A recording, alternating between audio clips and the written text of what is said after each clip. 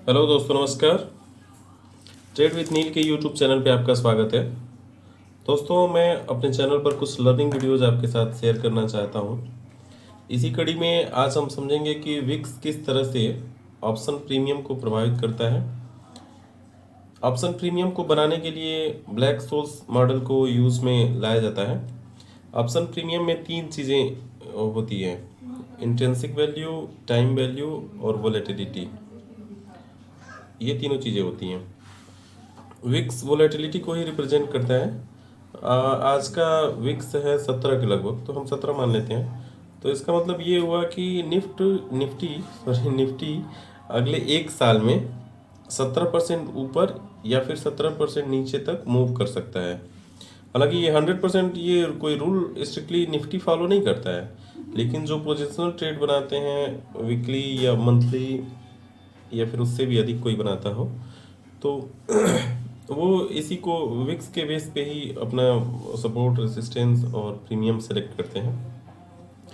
Vicks बढ़ने पर seller को तो अच्छा प्रीमियम मिल जाता है। सेलर का ये फायदा होता है कि विक्स बढ़ा रहता है। आप देख सकते हैं ना कि अभी जब प्रीमियम निफ्टी बढ़ा हुआ है तो इसके प्रीमियम एटीएम के, ओटीएम के भी, काफ़ी दूर के भी प्रीमियम अच्छे मिल जाते हैं। तो ये सेलर को इसका फ़ायदा हो जाता है और बायर को भी इसका फ़ायदा होता है। बायर का इसका ये फ़ायदा होता है कि अगर थोड़ी देर उसके ट्रेड उसके अपोजिट डायरेक्शन में चल रहा है, उसने अगर मान लेते हैं उसने कॉल खरीद रखा है और अगर मार्केट थोड़ा सा नीचे गिर रहा है तो उसका प्रीमियम बहुत तेज़ी से नहीं गिरेगा, उतना तेज़ी से नहीं गिरेगा जितना यूजुअली गिरता है।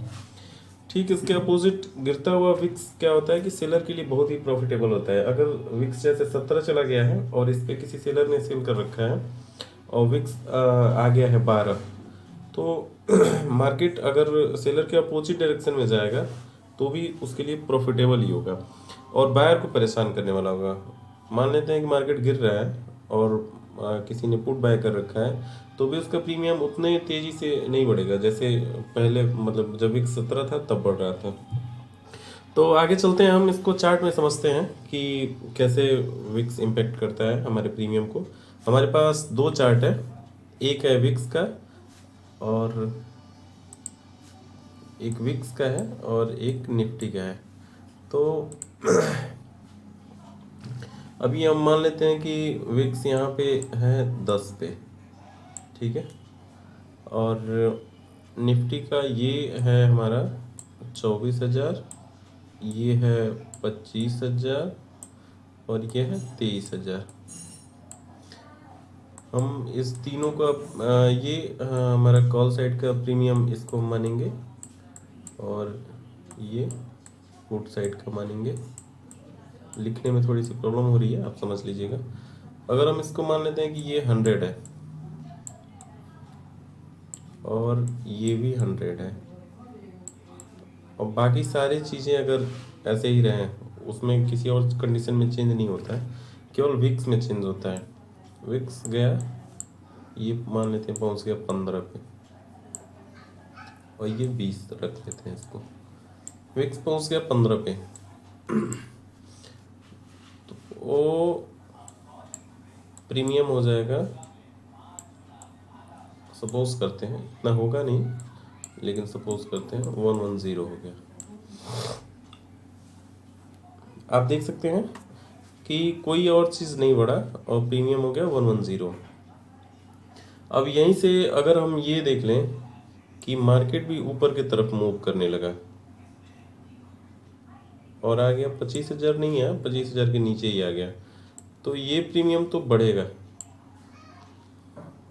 और क्योंकि मार्केट इसके तरफ जा रहा है और साथ ही साथ विक्स भी बढ़ता जा रहा है, तो अब इस पे दो फोर्स काम करेंगे, इसको ऊपर ले जाने के लिए दो फोर्स काम करेंगे। एक तो ये मार्केट का है और एक विक्स का है, दो फोर्स काम कर रहे हैं। अब ये पुट का प्रीमियम तो गिरना चाहिए, तो ये 110 से जब मार्केट थोड़ा सा मूव किया तो हम मान लेते हैं कि ये हो गया 130। तब तक इसको भी तो 90 होना चाहिए, या 90 अगर ना हो तो 100 तो होना ही चाहिए, लेकिन ये 100 नहीं होगा। सॉरी, ये क्या होगा कि इस पे दो फोर्स अपोजिट डायरेक्शन में काम कर रहे हैं कि मार्केट तो ऊपर जा रहा है तो इसको नीचे आना चाहिए। मार्केट तो इसको नीचे ला रहा है, लेकिन विक्स ऊपर जा रहा है तो ये बढ़ रहा है। इसलिए जहाँ इसको हो जाना चाहिए 90, ये रहेगा 100 पे।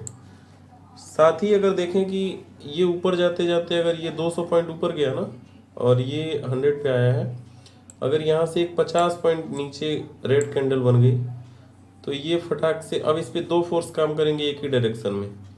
मार्केट भी नीचे आ रहा है, और इसको बढ़ाने के लिए, घटाने के लिए ये जो निगेटिव काम कर रहा था, अब ये पॉजिटिव हो जाएगा, तो ये थोड़ा सा ऊपर बढ़ जाएगा। अब ये 130 ये चला जाएगा फटाक से, ये इसके साथ कम नहीं होगा, ये 120 ही रह जाएगा, लेकिन ये बढ़ जाएगा। ऐसे कंडीशन में सेलर परेशान हो जाता है कि मार्केट में वॉलेटिलिटी बढ़ी रहती है तो तेज़ी से अप डाउन करता है, बड़े बड़े स्पाइक्स लगने लगते हैं, और साथ ही साथ प्रीमियम कम नहीं होता, तो ये सेलर को परेशान करने वाला था। वहीं बायर के लिए फ़ायदेमंद होता है। बायर ने अगर ले रखा है, यहाँ पे कॉल ले रखा है, और मार्केट थोड़ी देर वहीं पे रुक गया, तो टाइम वैल्यू की वजह से प्रीमियम को कम होना चाहिए। लेकिन यहाँ प्रीमियम अगर मान लेते हैं कि 20 रुपये गिरना चाहिए ना टाइम वैल्यू की वजह से, तो बढ़ते हुए विक्स में वो 20 रुपये नहीं गिरेगा, वो केवल 5 रुपये गिरेगा। तो मुझे लगता है कि आप समझ गए होंगे कि विक्स कैसे इम्पेक्ट करता है प्रीमियम को। और ये विक्स आप देखेंगे ना कि जब कोई ओकेज़न होता है, तो जैसे कि बजट आने वाला है, इलेक्शन होने वाले हैं, अभी यूएस में इलेक्शन हो रहे हैं प्रेसिडेंट के लिए। हमसे डायरेक्ट कोई इम्पैक्ट नहीं पड़ रहा है, लेकिन इनडायरेक्टली हम यूएस से बहुत मजबूत जुड़े हुए हैं। तो इसलिए आप देखेंगे कि विक्स अभी बढ़ के जो 12-13 तक रहता है, 14 तक रहता है, वो अभी 17 पे चल रहा है। तो आप आज का अगर कोई भी ऑप्शन का प्रीमियम उठा के देखेंगे ना उसका चार्ट को, तो देखेंगे कि किस तरह से वोलेटिलिटी ने परेशान कर रखा होगा आज सेलर को। तो अगर इससे रिलेटेड कोई क्वेश्चन रहेगा तो आप इसको कमेंट में डालिएगा। और ये थोड़ा सा लिखने में प्रॉब्लम हुई है, तो इसको समझने की कोशिश करिएगा। मैं दोबारा से अगर कुछ क्वेश्चन रहेगा तो उसको रिप्लाई कर दूंगा। Thank you.